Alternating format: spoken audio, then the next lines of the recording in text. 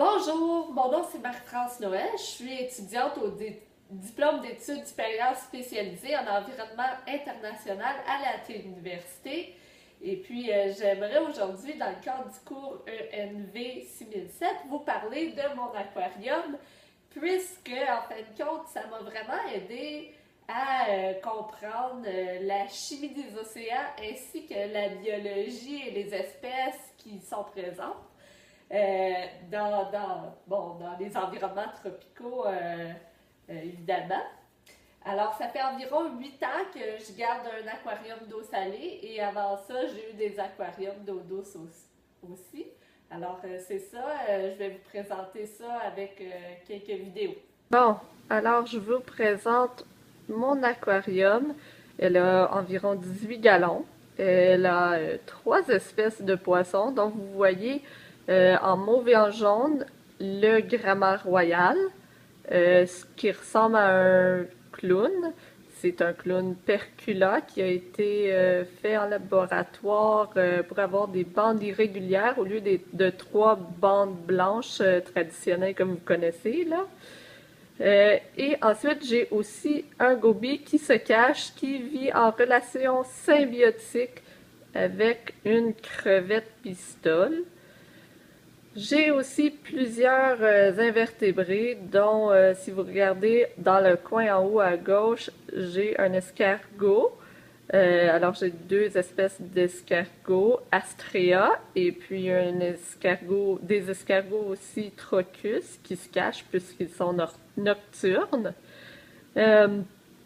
J'ai aussi une anémone que vous voyez ici, et puis qui vit en relation symbiotique avec mon clown. Par contre, mon clown, il n'est pas intéressé dedans en ce moment. J'ai aussi plusieurs coraux.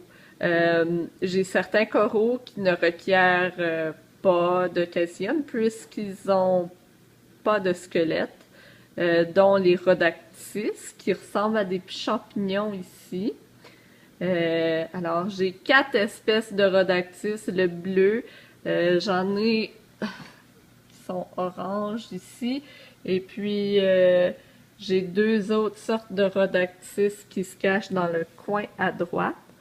J'ai aussi, qui ne requièrent pas de calcium, des zoanthides. Alors, comme vous voyez, voici mes zoanthides. J'en ai aussi en haut, si je peux bien vous montrer, voilà d'autres zoanthides.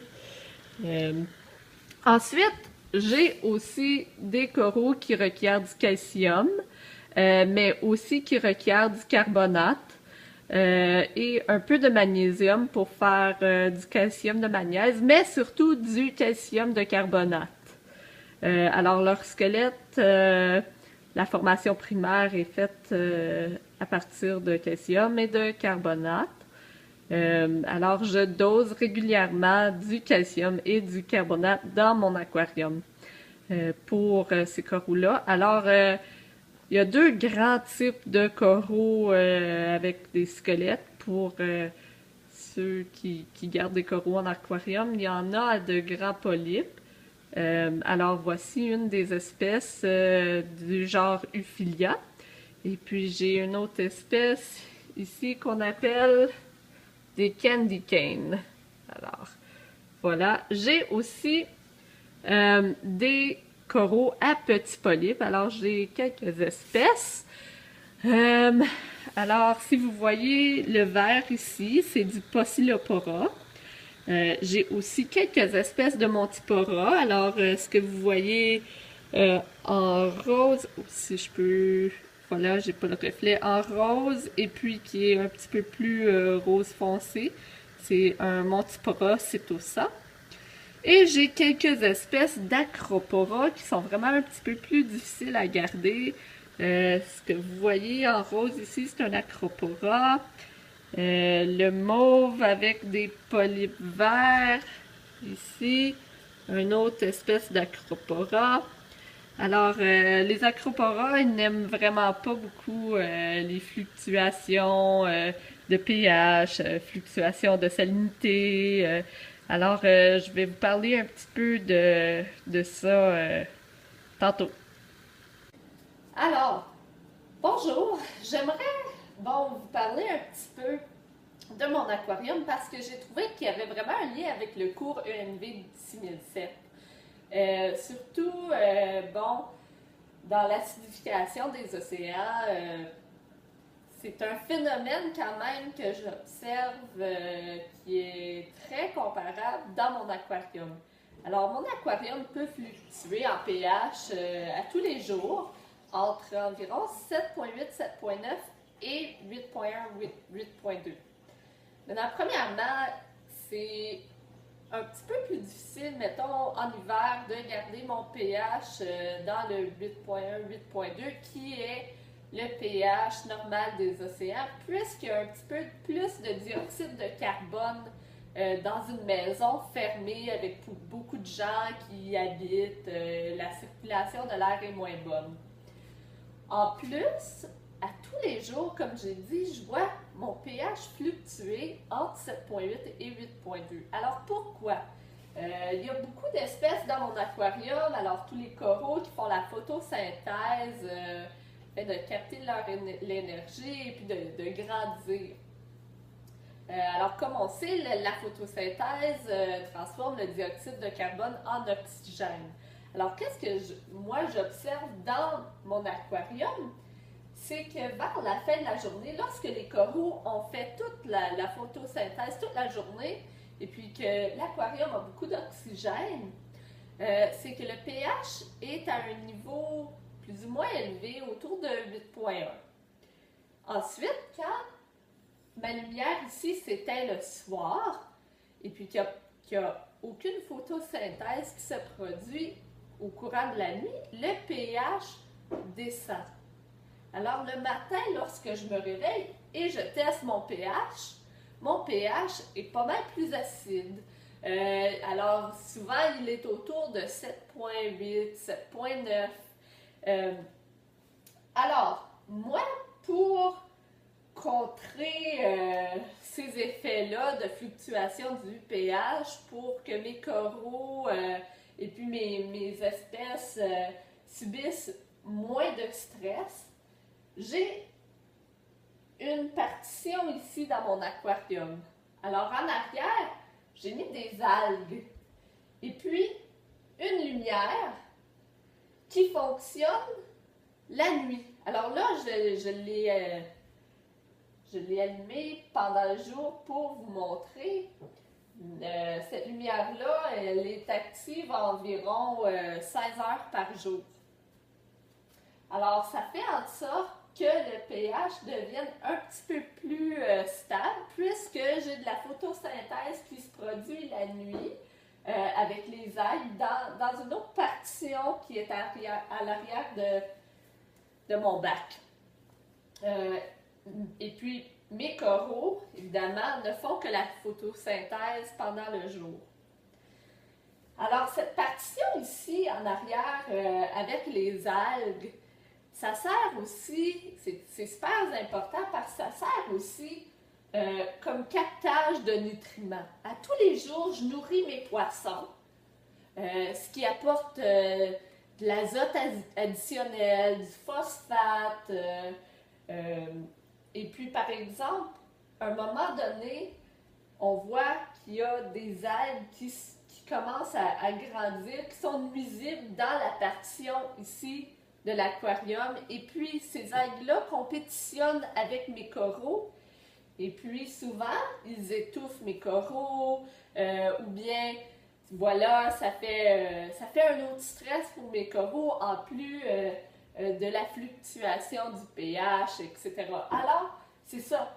Mes algues, dans la partition d'en arrière, qui sont séparées de mes coraux, sont un peu comme des marais, je te dirais comme des marais salés. Ça fait le captage de nutriments, c'est comme un filtre. C'est super bien. Et puis, en fin de compte, dans un petit bac comme ça, qu'est-ce qu'on essaie de faire? C'est de reproduire l'environnement océanique qui est tout à fait incroyable. Et puis, vraiment, c'est impossible sans doser, sans maintenir cédule compliquée à tous les jours de doser, de nourrir, de changer l'eau, etc. Alors, je veux un peu vous parler un petit peu plus de l'acidification de mon bac ici. Alors, qu'est-ce qui se passe lorsque le pH devient un petit peu plus bas vers le 7,8? Alors, qu'est-ce qui se passe? C'est que le point de saturation du calcium devient plus élevé alors que mon niveau de concentration de calcium reste le même. Alors, qu'est-ce qui se passe? C'est que mon calcium n'est plus complètement sursaturé ou saturé dans la solution. Alors, le point de saturation est élevé, le calcium est bas. Qu'est-ce que moi je pourrais faire? C'est d'augmenter le niveau de calcium et de carbonate pour qu'il soit saturé. Par contre, vers la fin de la journée, mon pH va remonter vers le 8,1 et avec ça, qu'est-ce qui arrive? C'est que le point de saturation du calcium et du carbonate diminue lorsque le pH est plus haut. Alors, qu'est-ce qui arrive? On est au-dessus du point de saturation puisque j'ai dosé le matin. Alors, on voit un précipité souvent l'après-midi si on dose trop. Et voilà, qu'est-ce qui arrive? C'est que mon calcium rediminue automatiquement. Ensuite, le lendemain, encore une fois, le point de saturation va se relever puisque le pH va diminuer.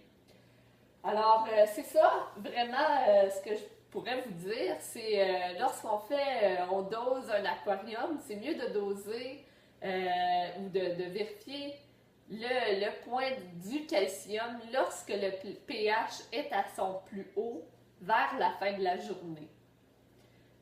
Alors voilà. Et puis aussi, qu'est-ce que je pourrais vous dire au sujet des coraux? Comment ils captent le calcium? Si le calcium n'est pas saturé dans la solution, c'est que le calcium devient moins concentré, moins disponible pour les coraux à capter, ainsi que le carbonate. Alors, que le carbonate et que le calcium soient à un niveau élevé de saturation, alors sursaturé, c'est très très important. Alors voilà pourquoi que le pH affecte beaucoup les coraux. Et puis, ça peut aussi affecter d'autres espèces dans mon aquarium, telles que mes escargots, par exemple, ou bien aussi, mes poissons ont un squelette. Alors, évidemment, si mon bac devient trop acidique, c'est pas bon pour eux. Et puis aussi, ma crevette pistole qui a une carapace. Alors, voilà l'importance de garder son pH à niveau et puis de garder le pH à niveau des océans au complet. Bonjour, alors il y a une dernière chose que j'aimerais vous parler, donc discuter. Et puis souvent les gens me demandent, Marie-France, est-ce que c'est vraiment une bonne idée, voilà, ton aquarium, est-ce que tes espèces sont récoltées directement de l'océan? Est-ce que c'est soutenable? Si tout le monde aurait un aquarium chez eux. Alors, je peux pas parler pour tout le monde. Par contre, moi, je peux vous parler d'où proviennent mes espèces. Alors, comme je vous en ai parlé un petit peu déjà, mon poisson provient d'un laboratoire. Alors, il ne provient pas directement de l'océan. C'est un genre d'aquaculteur. Mais aussi, vous allez remarquer que j'ai plusieurs coraux dont, voilà, vous voyez les Rhodactis ici. J'en ai 1, 2, 3, 4 de la même espèce. Alors, ils se sont reproduits eux-mêmes. Et souvent, ce que je fais, c'est que je prends mes coraux et je vais chez quelqu'un d'autre qui a un aquarium et nous échangeons nos coraux. Alors, moi, à partir de seulement 2 ou 3 coraux, j'ai eu la collection que j'ai aujourd'hui. Par exemple, la semaine dernière, j'ai échangé un peu d'Euphilia et puis mon anémone c'est, c'est bon, s'est reproduite. Alors, elle s'est fragmentée elle-même en deux. Alors, j'ai échangé mon anémone et puis du Euphilia pour un des nouveaux Rhodactis orange, etc. Alors voilà comment que ça se passe, un peu les échanges des coraux. Moi, c'est très rare que je vais au magasin. Alors, par exemple, mes poissons ici, mon clown, c'est mon addition la plus récente. Et puis le clown a environ 3 ans.